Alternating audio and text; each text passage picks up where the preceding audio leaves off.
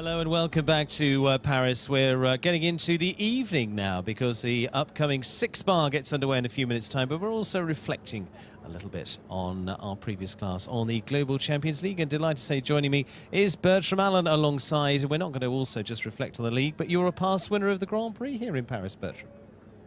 Yeah, I won the Grand Prix here 2 years ago at Romanov, so it's nice to be back. It's really fantastic here under the Eiffel Tower. It's amazing. Now, the quality of the field that we've got this week, it is really, really solid, isn't it? And it makes it very hard to win. Yeah, it's very tough, but it's kind of what you're used to coming to these global tours. It's very, very tough all the time, every class. And I think I heard that there's 7 out of the top 10 or something here, so it's not easy. What I love is the fact that you have no concept of who's in the top 10 for how that's going to come together. But you're there to compete. I mean, you're competing at the very best against the world all the time. And you guys, that's what you're looking at. Who's here in terms of your competitors as opposed to numbers, I guess. Yeah, exactly. You know who you're going to be afraid of if they're behind you in the jump off. But now there's so many. Even if you leave the top 10 out of it, there's 30 riders that could win the Grand Prix if everything went right for them tomorrow. Yeah, it's a very tough field indeed. Now, for you, going back, let's reflect first on the Global Champions League. Valkenswaard United, of course, teaming up with Alberto Zorzi. Clear from him, just the 5 from you. You're still very much in there.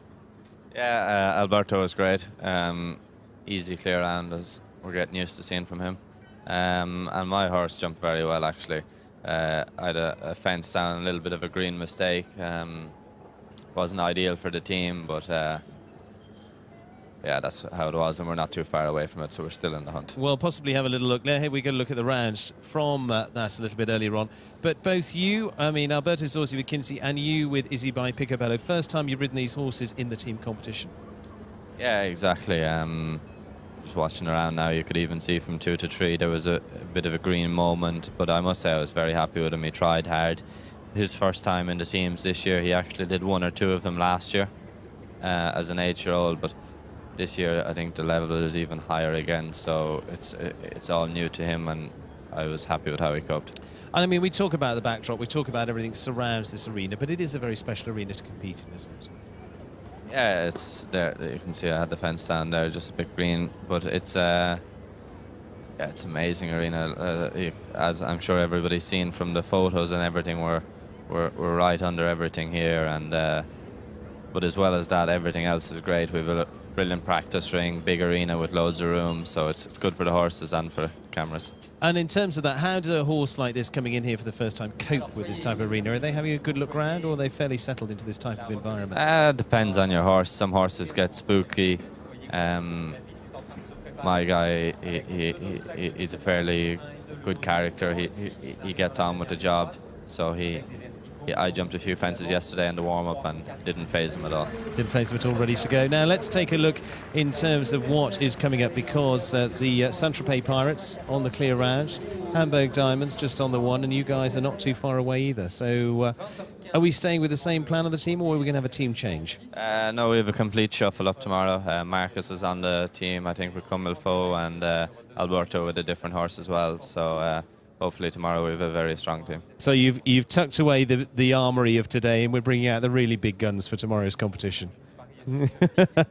Now, Marcus Henning, of course, with Comilfo, and I mean, you've worked closely with Marcus through much of your career as well. I mean, what have you learned from the great man? What's the big thing that you pick out from him?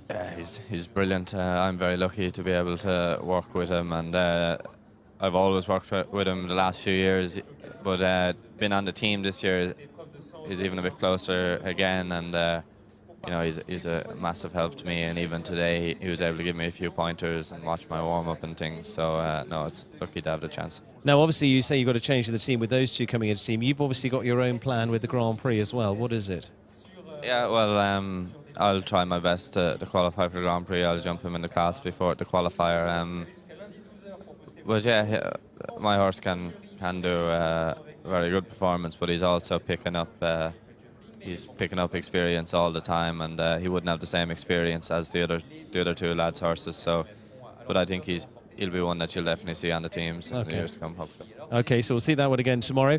Thank you, Bertram. We wish you the best of that. But before we disappear, we're going to catch over with Ali, who's over in the VIP. She's probably grabbing a little bit of late supper over there, aren't you?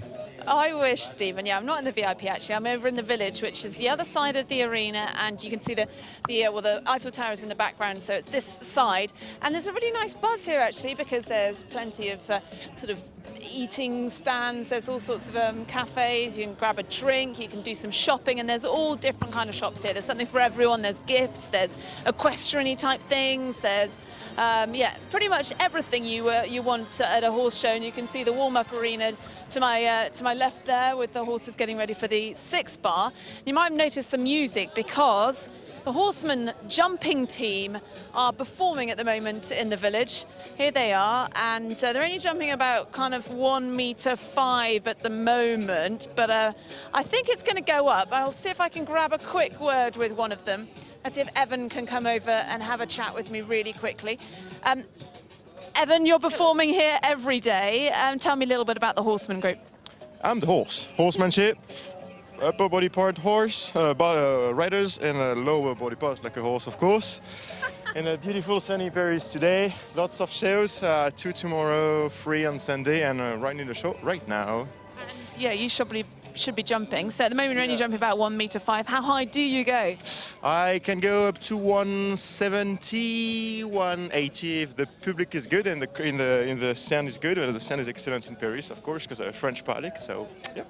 Right, so 1.70 meters, 1.80 meters. So this is far too easy for you. I'm going to let you go back, and I want you to see that, put that fence up. So the Horseman Group, if we can have a look at them, they're just jumping this fence at the moment. It's right by the Longines Global Champions Tour merchandise stand, so you can come here and pick up some memorabilia from the event.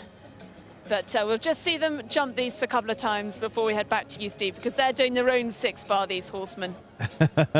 Well, I've seen them in action, and they're very effective indeed. But a long run-up by the boys. There you go. That's how to do it. Would you believe Evan is a lawyer in the real life? He's got a real proper job. Now, Bertram, before I let you disappear, quick look at the 6 bar. Who stands out for you there as a big jumping combination that might stand a chance here? Yeah, it's hard to know. There's a good few with a good chance, but I suppose that I think Henry could be a very good bet, and I think Dennis, he's got his horse just for the 6 bar, so I'm sure he'll be in it to win it. Okay, well, we'll see with those two, Dennis Lynch and Henry van Eckermann, maybe to pick up there from the tip of Bertram Allen. You heard it here first. Bertram, thank you very much for joining us. Good luck in the Grand Prix tomorrow, and hopefully coming to qualify for that, and of course come through that speed class in the first stage. 25 to go through to the Grand Prix for tomorrow's finale. And of course, remember Sunday, so many have asked as well, we are here on Sunday, big jumping class here on Sunday. Make sure you're here too. But we're getting ready for the Renault 6 bar, not too far away. Gets underway very, very shortly. We won't worry about a course walk for this. It's pretty simple stuff, but it's going to go up, up, and up, and we're going to be taking you through every inch as we go into the sky. Stay with us.